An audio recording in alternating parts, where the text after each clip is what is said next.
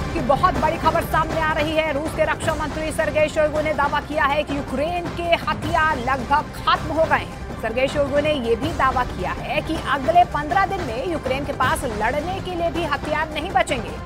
रूस का साफ कहना है कि यूक्रेन आज इसलिए तबाह हो रहा है क्योंकि अमेरिका के इशारे पर ज़ेलेंस्की रूस से जंग करने पर आमादा है, लेकिन यूक्रेन ये भूल गया है कि रूस के सामने यूक्रेन ज्यादा दिन और टिक नहीं पाएगा क्योंकि उसके हथियार खत्म हो रहे हैं।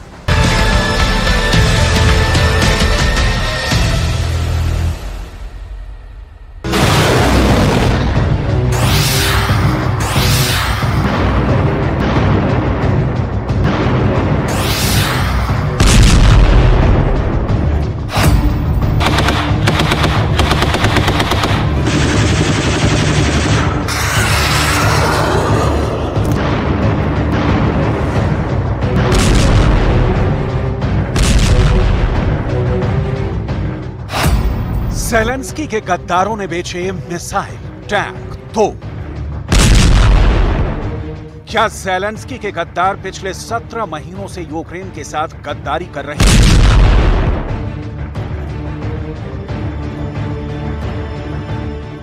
क्या ज़ेलेंस्की के घूसखोर जनरलों की वजह से ही यूक्रेन रूस से जंग नहीं जीत पा रहा है?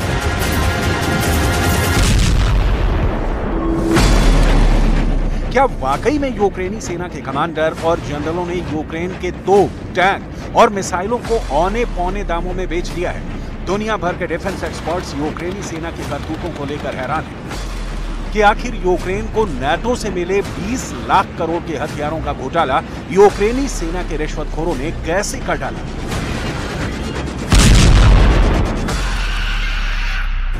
हम आपको वो रिपोर्ट दिखाने जा रहे हैं जहां ज़ेलेंस्की ने सेना में शामिल सभी घूसखोर कमांडर और जनरलों को फौज से निकालकर बाहर फेंक दिया है। जरा ज़ेलेंस्की का गुस्से से तमतमाता ये चेहरा देखिए।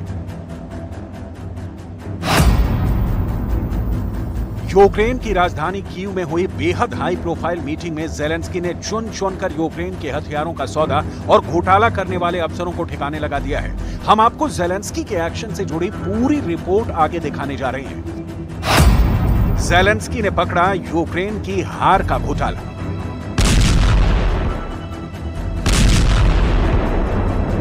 इधर बाइडेन चीख रहे हैं, नाटो के 31 देश खुद को ठगा महसूस कर रहे हैं। वहीं दूसरी तरफ जंग के मैदान में पुतिन के खूंखार सैनिक एक एक करके यूक्रेन के इलाकों को जीतते जा रहे हैं। 4 जून 2023 से शुरू हुआ यूक्रेन का काउंटर अटैक पूरी तरह से नाकाम साबित हुआ है।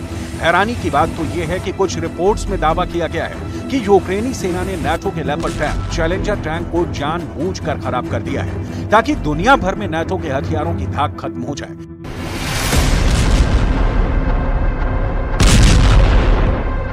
यूक्रेन के कमांडर इतने बड़े रिश्वतखोर और घूसखोर निकले कि उन्होंने रूस के एजेंटों से पैसा लेकर अपने देश को हराने का ठेका तक ले लिया। रूस के रक्षा मंत्री से लेकर जनरल और कमांडर तक नाटो के हथियारों को खा गए। यूक्रेनी जनरल खा गए नाटो के हथियार। कुछ रिपोर्ट में दावा किया गया है कि रूस के खुफिया एजेंटों ने यूक्रेन के टॉप जनरल से लेकर कमांडरों तक को करोड़ों डॉलर देकर खरीद लिया है, जिसकी वजह से नाटो के हथियार जैसे ही यूक्रेन पहुंच रहे हैं, यूक्रेनी अफसर उन्हें रूसी सेना के हाथों तबाह करवा रहे हैं। कुछ कमांडर के बारे में जर्मनी की एक मैगजीन ने तो यहां तक दावा किया है कि वो नाटो के लेपर्ड 2 टैंक को जानबूझकर खराब कर रहे हैं ताकि उन्हें रूसी सेना से युद्ध न करना पड़े।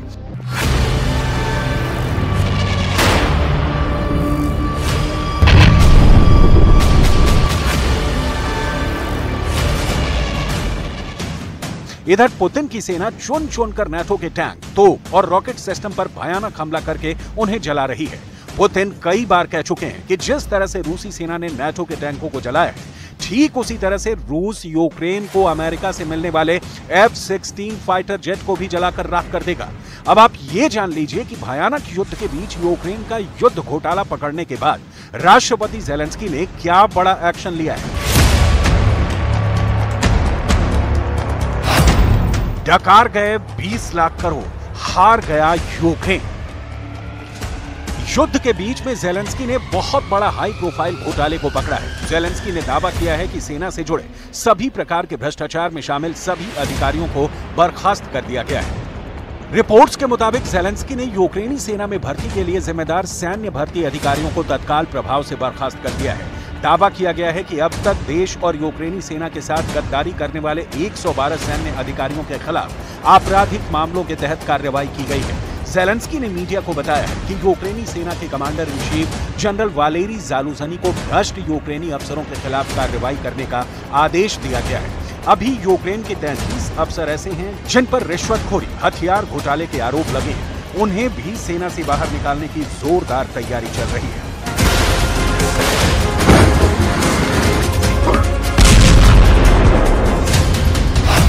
जेलेंस्की के गद्दारों ने भेजे मिसाइल, टैंक और तोप। Наші рішення наступні. Звільняємо всіх обласних воєнкомів. Керувати цією системою мають люди, які точно знають, що таке війна і чому цинізм та хабарництво у час війни – це державна зрада. Натомість воїни, які пройшли фронт або які не можуть бути в окопах, бо втратили здоров'я, втратили кінцівки, але зберегли свою гідність та не мають цинізму, їм можна довірити цю систему комплектування.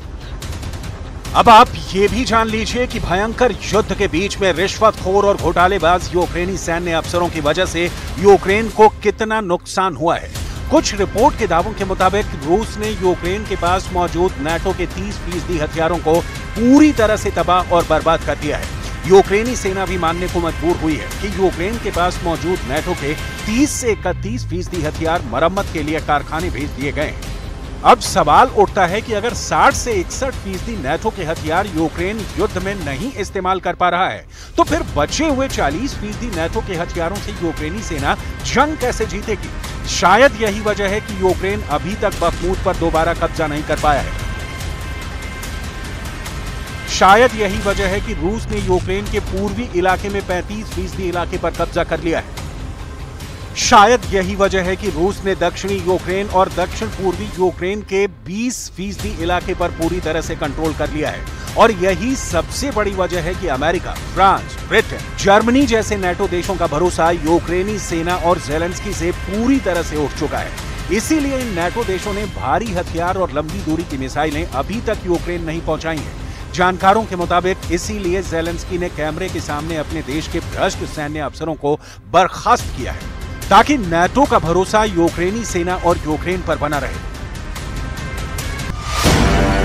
यूक्रेनी जनरल खा गए नाटो के हथियार। Одеська, Київська, Львівська. Хтось брав готівкою, хтось криптовалютою. Хіба що в цьому різниця? Цинізм всюди однаковий. Незаконне збагачення, легалізація незаконно отриманих коштів, неправомірна вигода, незаконне переправлення військовозобов'язаних через кордон. राष्ट्रपति जेलेंस्की भले ही अपने सैन्य अफसरों पर सख्त कार्रवाई करने का दावा कर ले कि वो यूक्रेनी सेना में किसी भी घूसखोर और भ्रष्ट अफसरों को टिकने नहीं देंगे, लेकिन अब बहुत देर हो चुकी है। दुनिया भर में मौजूद वॉर एक्सपर्ट्स तक कहने लगे हैं कि यूक्रेन को रूस ने नहीं हराया है, यूक्रेन को यूक्रेनी सेना हरा रही है।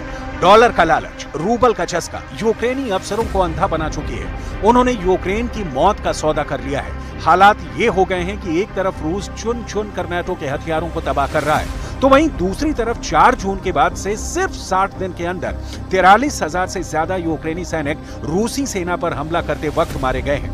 रूसी सेना के पास यूक्रेनी सेना के एक हथियारों और उनकी लोकेशन की इतनी सटीक जानकारी पहुंच रही है, जिसकी वजह से रूस पॉइंट ब्लैंक रेंज से यूक्रेनी सेना पर हमला कर रहा है। हैरानी की बात तो यह है कि जहां यूक्रेन पूरी दुनिया को डंके की चोट पर बता रहा है कि उसने रूस के 2,54,000 के करीब सैनिकों को 17 महीने से ज्यादा की जंग में मार डाला है और रूस हार रहा है, वहीं हकीकत में यूक्रेन जंग हार रहा है। अब आप ये भी जान लीजिए कि यूक्रेन की जीत का दावा करने वाले अमेरिका के टॉप नेताओं को क्यों कहना पड़ रहा है कि यूक्रेन रूस से जंग हार रहा है और यूक्रेन को अब सरेंडर की तैयारी करनी पड़ेगी। हम आपको अमेरिका के कांग्रेसमैन माइक क्विगली का बयान दिखाते हैं, जो उन्होंने अमेरिका के CNN चैनल पर दिया है। जरा देखिए अमेरिका के कांग्रेसमैन माइक क्विगली ने यूक्रेन जंग पर क्या खुलासा किया है। रूस यूक्रेन जंग को लेकर अमेरिकी डेमोक्रेट माइक क्विगली ने यूरोप में अमेरिकी कमांडरों से मुलाकात की। अमेरिकी कमांडरों को खुफिया रिपोर्ट के आधार पर क्विगली ने बताया, यूक्रेन के हालात बेहद गंभीर हो चुके हैं। यूक्रेन की क्षमता पर अमेरिका विश्वास खो रहा है। यूक्रेन के काउंटर अटैक के सफल होने की संभावना नहीं है। यूक्रेनी सेना का काउंटर अटैक रूस की पहली रक्षा पंक्ति को भी तोड़ने में सफल नहीं हो पाया है। अब हालात बेहद गंभीर हैं। कीव को मॉस्को से बातचीत करनी पड़ेगी। माइक क्विगली ने अपने दावों में यहां तक इशारा कर दिया है कि यूक्रेन को सरेंडर करना पड़ सकता है।